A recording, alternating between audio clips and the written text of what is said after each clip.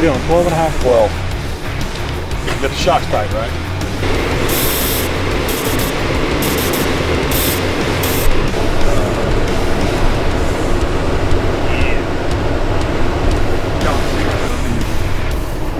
Oh yeah. No cage in it. Eye of a 25. Yeah, 5. It didn't have a halo in it.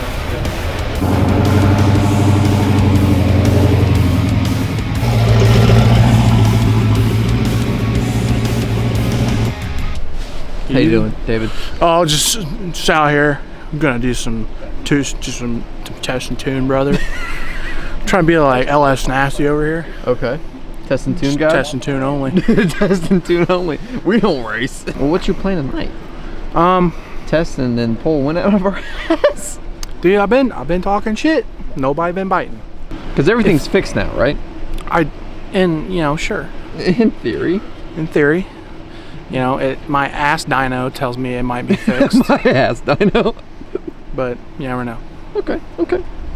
So I'm liking what I'm hearing though. This is a good start. Yeah. Okay. So I guess we'll go try it. Okay. Sounds like a good plan to me. Let's do it.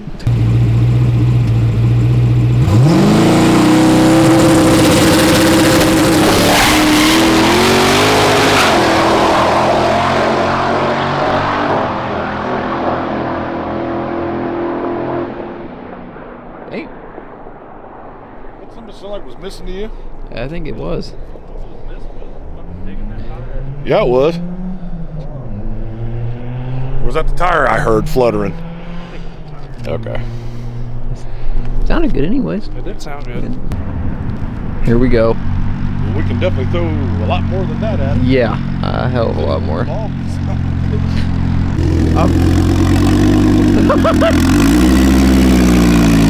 love it.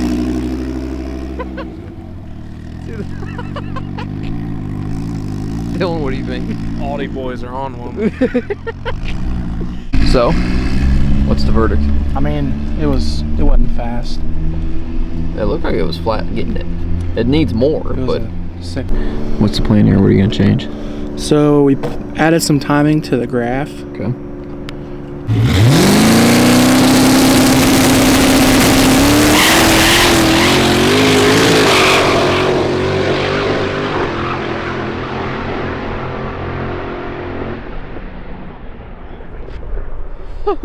Jesus Christ. Need to tighten the shocks. Yeah. I would probably do, About 4. probably do another, to be honest, I'd probably tighten those as much as they probably can. All right. So, tell me what's going on. What happened after that second pass? Really talk to me about the first pass. What happened with the first pass? So, Jesus. So the first pass, we still had our original tune in it. I had spiced it up kind of everywhere, trying to get a decent number out of it. Didn't quite do it, and it's still doing kind of the same thing it's been doing. So we took it back, added some timing in it after checking plugs and whatnot, put some timing in it, and went out and made another pass, and it was very bumpy. I don't think we had enough air pressure in the tires. Yeah, you were. It didn't feel like shocks. It definitely felt like tire, because it's not like it was like bumping. It was like fucking. You could maybe adjust her, but it's Dude, mainly. it's not I shocks. think if you put another pound and a half, and it would fix a lot of it. Yeah. But did that, and I got to the big end, and this thing has, more blow by than it should. It pushed some water. I don't know if it blew a head gasket. I don't know if like something's leaking. Probably just gonna take it home and tear it apart and see what's going on. Probably your expansion tanks. You just put that on, right? Yeah, I mean, driving it back, it didn't get hot. I mean, it started at 145 and got to 160, which is normal. That warm water started circulating. So it's not that's it's not a head gasket. Yeah, I don't think it's a head gasket. I think it's poor ventilation of the catch can, because I have my catch can up front. I didn't move it out back where the expansion tank is. It's got a lighter cap on it, so I need to do that. That's probably part of the problem. I don't know. I mean, I really don't feel like those bumps killed 5/10 out of it, which is what I wanted to run. But I think the main issue is that You keep finding stuff that needs to be fixed, and then you fix it, and it's just it resets the entire tune-up of it. Like, resets everything about the car. the never-ending fucking story of this thing. But in order to, go fast and win races, you got to keep finding all the kinks and work Keep them doing out. it. And if that means we got to reset the fucking car every time we go out and test, and we got to reset the car. Okay, everyone. So, as you can see from that last clip, I don't think our plans quite went how they're supposed to go. So, then we talked about him needing a new turbo, possibly.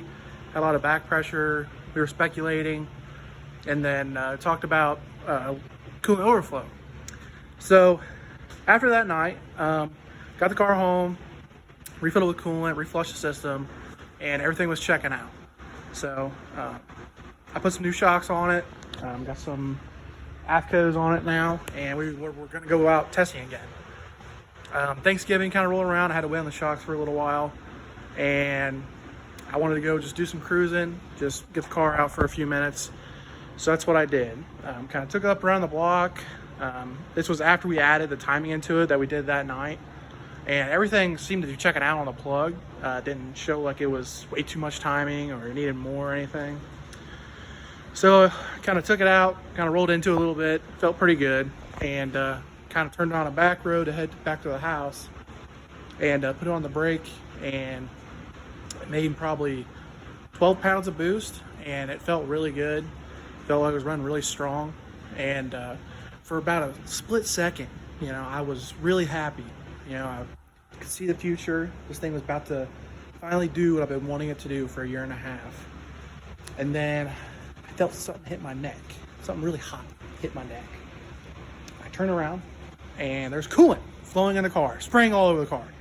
So I look down, and we're at 250 degrees. So I kill all my switches and coast to a stop. I probably coast like half a mile off the brakes, just trying to get as close to the house as possible. I pulled over. I had blown all the water out of it again, and I flipped the little lid on my pressure pop off, and it probably dumped a gallon and a half of water into the trunk, which indicates a blown head gasket with a pressurized coolant system. Especially after I had filled it when it was hot. I made sure when it was hot it wasn't going to overflow. It was where it needed to be. So that indicates a blown head gasket. Hindsight's 2020. It probably blew a head gasket that night. It probably just nicked it, and it wasn't enough to really show its face. Because when I got it home, before I even did anything, I pulled the plugs, stuck a bore scope down in each hole, and it was bone dry. I mean, it looked fine. No water in the downpipe, nothing. So, but yeah. So I'm thinking it blew a head gasket, and I kind of got to work trying to, the goal being to get the weight off the front of the car and weight off the car in general. So I've been working on that. I've also got some other stuff done. Been doing a little bit of parts waiting, and then also having to wait on, hours and work, make money. So doing a little bit of that, but we got this installed. This is a parachute mount that's not bolted in from MAF Racing. Got that in. Really nice product. I went with them because theirs actually goes into the frame rail instead of bolting to the bumper plates or the bumper shocks. You can see those right here.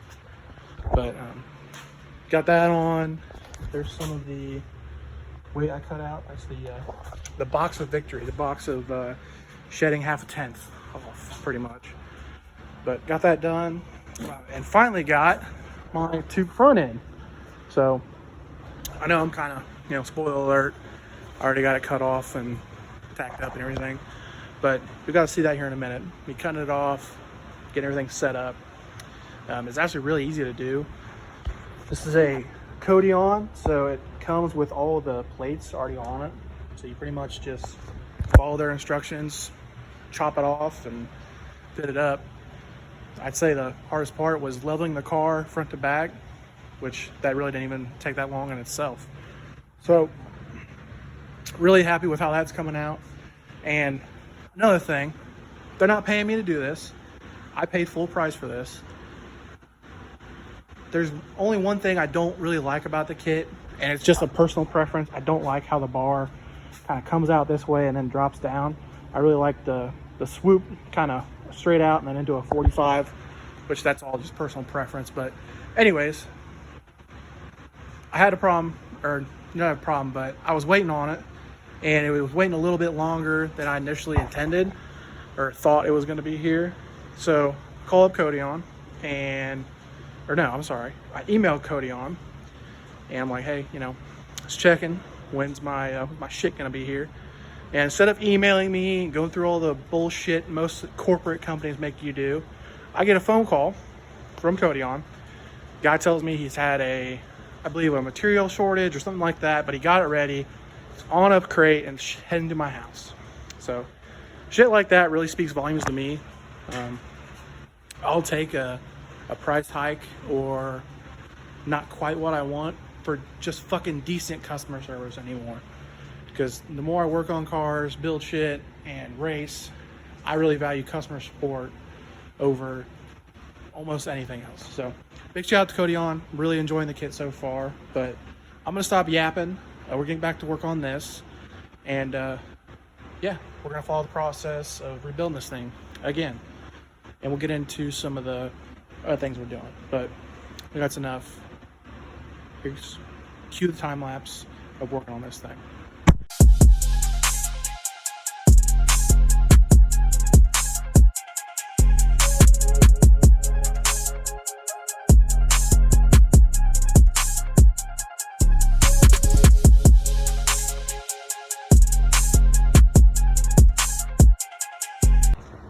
Okay, so like I already showed you guys, we got it all tacked up.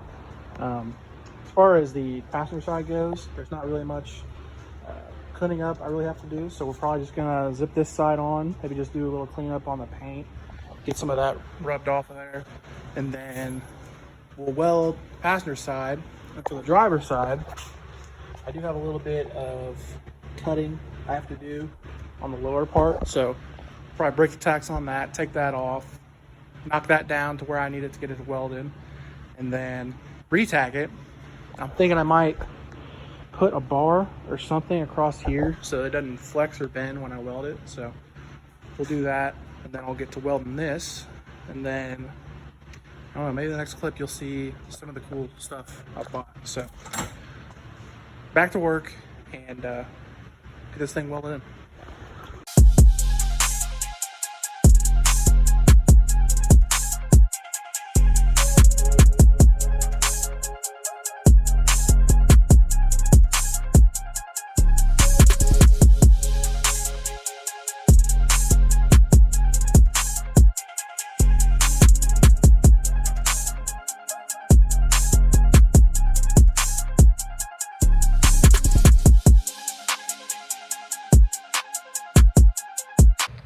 Alright guys, so got some of the tacks done and welded up in some places that were a little harder to get to.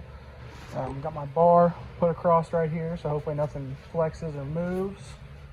Got the old TIG welder out, got it all set up. I think I'm just going to start right here. Might knock these tacks down and then start running it out. So I'll get you guys set back up, and then we'll do a little bit of welding. Psych, I lied. So I didn't record me welding. I either double clicked the record button on the time lapse or didn't hit the record button or something, but I got about 60% done. Went to go check my phone and it hadn't recorded anything. So went ahead and just finished welding it out. We got it all done. I'd say it looks pretty decent in there. I gotta say, I'm definitely surprised. I'm not surprised, but it's kind of odd seeing so much space now that all the factory junk is gone. Welds came out okay. There's some good spots, there's some not so good spots, but you know, I don't think it's coming off. So to finish that out, I went ahead and got the doghouse kind of mocked up back on it.